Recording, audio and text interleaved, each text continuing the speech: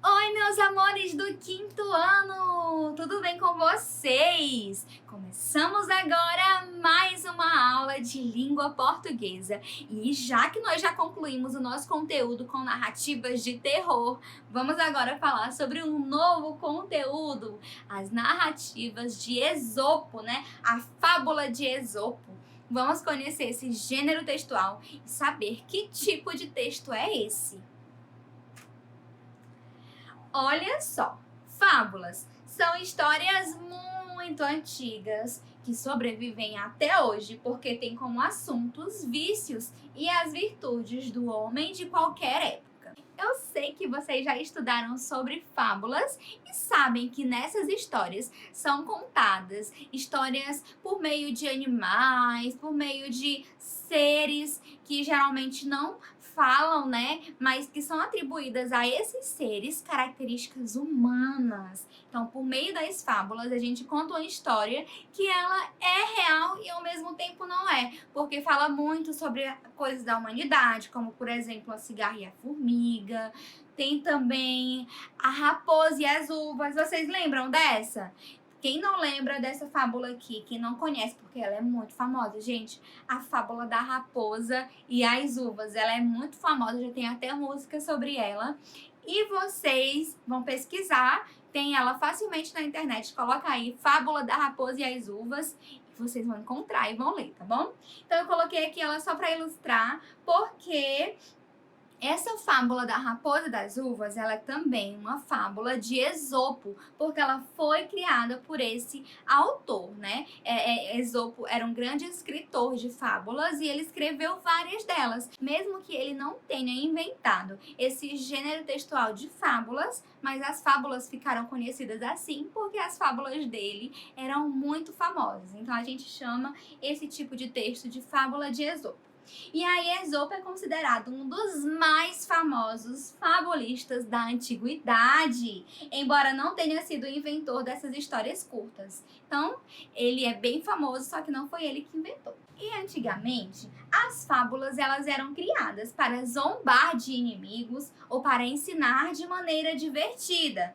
Foram reunidas em manuais para alfabetização. Então, isso é muito legal, porque primeiro elas começaram sendo feitas no sentido de zoar os outros. Só que depois, né, como era um tipo textual muito legal para as crianças, para as pessoas que estavam aprendendo a ler e a escrever, elas foram reunidas em alguns manuais, que hoje nós chamamos de livros, né? Só que antigamente não era igual nós temos hoje, os livros bem organizados. E aí elas eram reunidas e serviam para alfabetizar as pessoas, para que as pessoas pudessem aprender a ler e a escrever por meio da leitura das fábulas. Interessante, não é? E aí, gente, a fábula, ela é uma narrativa de caráter ficcional, como eu já falei para vocês, são histórias inventadas. E ela também usa a alegoria para construir sentidos. Como eu já falei para vocês, os personagens dessas fábulas são os animais, que possuem características humanas, como a ganância, a preguiça, a inveja, a sabedoria, a astúcia, né, a esperteza, entre várias outras. E aí, por meio dessas características, as personagens movimentam-se e a história desenrola, levando à construção de um ensinamento. Porque vocês já sabem também que no final de todas as fábulas nós temos uma lição de moral, é um ensinamento, um aprendizado ali por meio daquela fábula. Ela não está ali à toa apenas para contar uma história de animais. Tem todo o ensinamento e que muitas vezes são trazidos para a nossa vivência pessoal, para a nossa vida.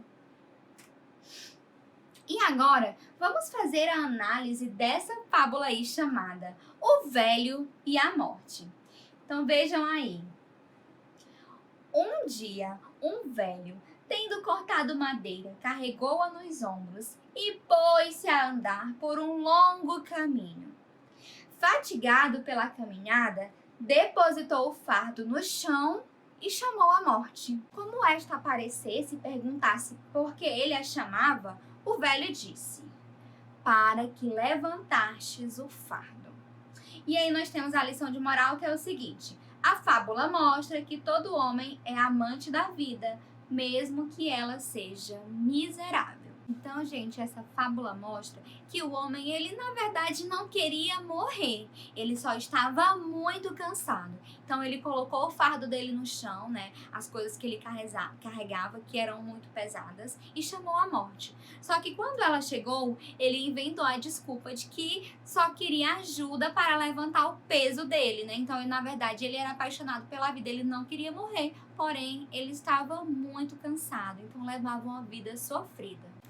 E a finalidade dessa fábula é realmente mostrar para nós, porque apesar do sofrimento, a vida deve ser valorizada. E observando essa fábula, a gente percebe que o narrador, ele não participa da história, ele apenas conta a história. Portanto, ela está em terceira pessoa. Gente, e aí, analisando bem, a gente reflete, né? Por que será que a vida desse homem era tão triste? Porque ele era considerado miserável, né? Porque lá no texto fala, o homem é amante da vida, mesmo que ela seja miserável. E aí, por que a gente pode considerar que a vida dele era difícil? Justamente porque, vejam aí até na imagem, mesmo sendo ilustrativa, mas a gente está falando de um velho, né? A história até fala o velho e a morte. E mesmo o velhinho, ele ainda precisa trabalhar tanto. Vejam que ele está realmente cansado de tanto trabalho, mas mesmo assim ele precisa trabalhar. Então a gente consegue identificar que a vida dele é triste, é difícil, justamente por isso, porque mesmo na fase idosa, né, mesmo sendo velhinho, ele ainda assim tem que desempenhar um trabalho muito pesado, que ele não dá conta. Lá na Agenda Edu tem algumas questõezinhas sobre a interpretação dessa fábula e tem também algumas questões gramaticais para que vocês analisem o uso dos pronomes, para eu ver se ficou fixado mesmo, tá bom? Na cabecinha de vocês. Então a nossa aula termina por aqui. Muitos beijinhos para vocês e até a próxima. Tchau, tchau!